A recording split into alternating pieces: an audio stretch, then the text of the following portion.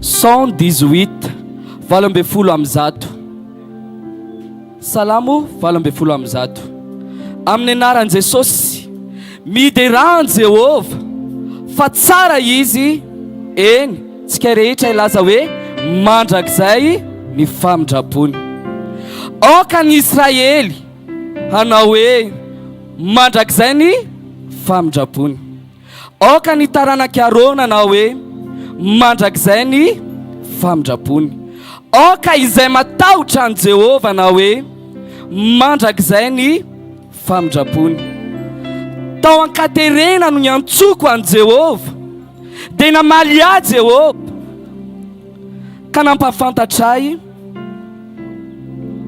sy nampalalaka izy fa mandrakizay ny famindrapony. Jehova no miandany amiko ka tsy atahotra inona no azony olona atao amiko. Jehova no miandany amin'ny amiko sady mamonjy ahy ary izao faly ahita amin'ny mankahalay. Tsara ny mialoka amin'ny Jehova noho ny mialoka amin'ny olona. Tsara ny matoky an Jehova noho ny matoky ny mpanapaka. Alleluia. Ho tahina ny teny asoantsika tsiraray avy. Tahin Jesosy tompoko. Afaka mahazo toerantsika tompoko. Eo ampipetrahany ianao dia andaontsika hideran'i Jesosy a.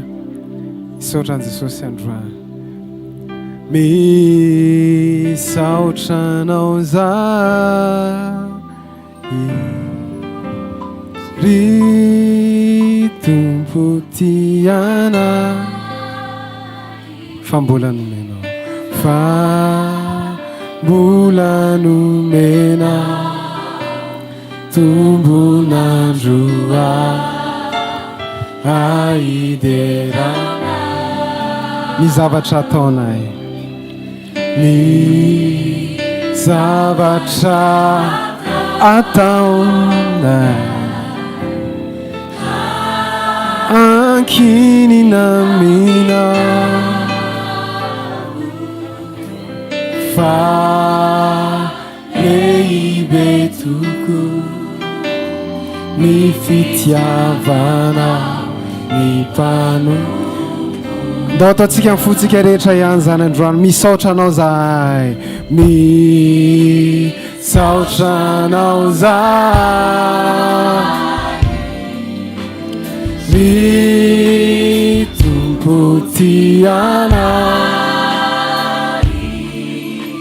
fa mbola nomena tombonandro aiderana. Lazao ny zavatra ataonay. Ndao atao fitahaka amin'ny resaka amin'ny Jesosy mihitsy ny ianao androany.